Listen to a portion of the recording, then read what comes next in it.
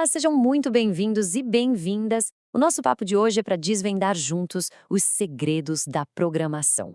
A gente vai quebrar a lógica por trás de qualquer programa de um jeito bem simples, usando uma ferramenta que é fantástica para quem está começando, o Portugal.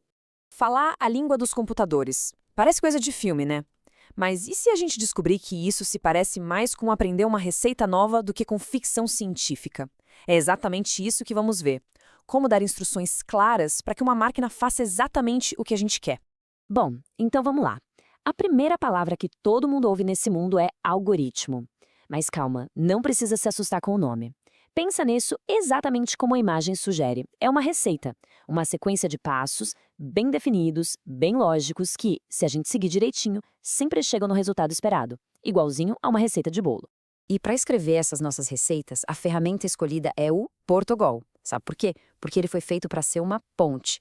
Com ele, a gente consegue focar 100% na lógica, no como resolver o problema, sem ter que se preocupar com aquelas regras super complexas de outras linguagens.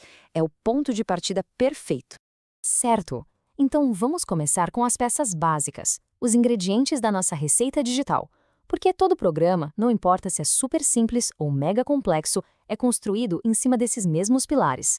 E olha, essa ideia de uma caixa com etiqueta é perfeita. Uma variável é literalmente um espacinho guardado na memória do computador. A gente dá um nome para esse espaço, tipo idade ou o nome underline do cliente, e guarda uma informação lá dentro. Depois, quando precisar daquela informação, é só chamar pelo nome da caixa. Simples assim, e muito poderoso. Tá, mas como é que um programa conversa com o mundo? Basicamente, de duas maneiras. Com o comando escreva, o programa fala, ele mostra mensagens na tela. Já com o leia, ele escuta, ou seja, ele para e espera que alguém digite alguma informação. Essa via de mão dupla que faz os programas serem interativos, sabe? Beleza! O nosso programa já consegue guardar dados e se comunicar. O próximo passo agora é dar a ele a capacidade de pensar, ou melhor, de tomar decisões com base nas informações que ele tem. É aqui que a mágica começa a ficar interessante de verdade. E essa estrutura, se não, ilustra perfeitamente o poder da escolha. O computador faz uma pergunta, uma condição. Por exemplo, a média do aluno é maior que 7? Se a resposta for sim, ou seja, verdadeiro, ele segue por um caminho. Se for não, falso, ele vai por outro. É isso que permite que um programa se adapte a situações diferentes. Mas e quando a gente tem várias opções? Aí existem duas ferramentas principais. O ponto é o seguinte, o se não é ótimo para condições mais abertas, mais complexas. Já o escolha caso é estrela quando se tem uma única variável e se quer testar vários valores específicos para ela. Tipo, se a opção for 1, faça isso. Se for 2, faça aquilo. É só uma questão de escolher a ferramenta certa para o trabalho. Agora, a gente vai entrar num dos verdadeiros superpoderes da computação. A capacidade de fazer tarefas repetitivas milhares, milhões de vezes, de um jeito super rápido e sem errar. Isso muda tudo. E essa frase resume tudo perfeitamente. Imagina ter que calcular o reajuste de salário de 1.000 funcionários, um por um, na mão. Seria um trabalho que não acaba mais e com certeza alguém ia errar alguma conta. Com um laço de repetição, a gente cria a lógica para um funcionário e manda o computador repita isso 1.000 vezes. É a pura essência da automação. No Portugal, a gente tem 3 tipos principais disso. O para é para quando sabemos exatamente quantas vezes queremos repetir. O enquanto continua rodando enquanto uma condição for verdadeira, o que é ótimo para quando não sabemos quando vai parar. E o faça enquanto é parecido, só que ele garante que o código rode pelo menos uma vez antes de checar a condição. Cada um tem seu momento certo de ser usado. E olha só como essa ideia é concreta. Um laço para funciona exatamente como um robô numa linha de produção, programado para fazer uma tarefa um número exato de vezes. Se a gente diz para ele, para ir de 1 até 5, ele vai executar aquela tarefa 5 vezes. Nem mais, nem menos. A linha de código diz exatamente isso.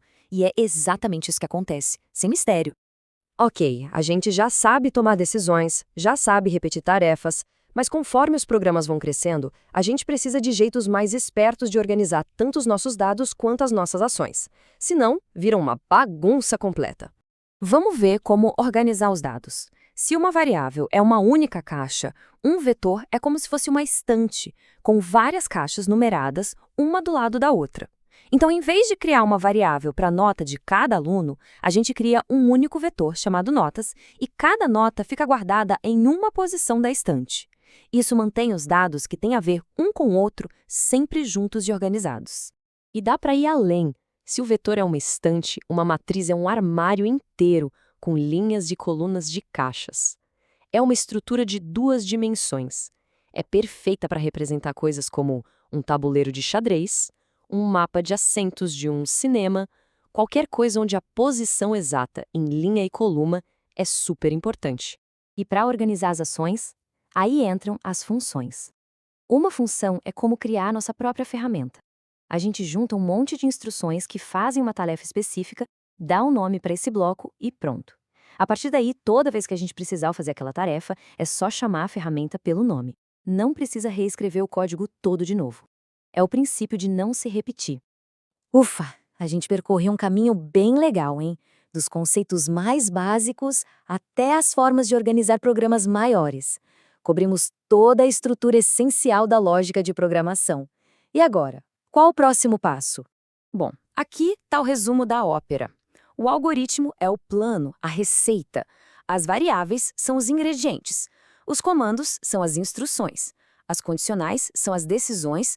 Os laços são as repetições e as estruturas de dados e as funções mantêm tudo organizado e funcionando bem. São esses os blocos de construção de absolutamente tudo em programação. E o mais impressionante é o seguinte, não importa o quão sofisticado seja um aplicativo, um jogo, um sistema de banco, lá no fundo, na sua essência, ele é construído a partir da combinação criativa desses mesmos blocos fundamentais que a gente acabou de ver. A complexidade toda nasce da combinação do simples. Então, para fechar, a pergunta muda. Não é mais como isso funciona, mas sim o que dá para construir com isso. A programação de verdade começa com uma curiosidade, com um problema que a gente quer resolver. Agora que as ferramentas são conhecidas, qual é o próximo desafio? Qual a próxima ideia?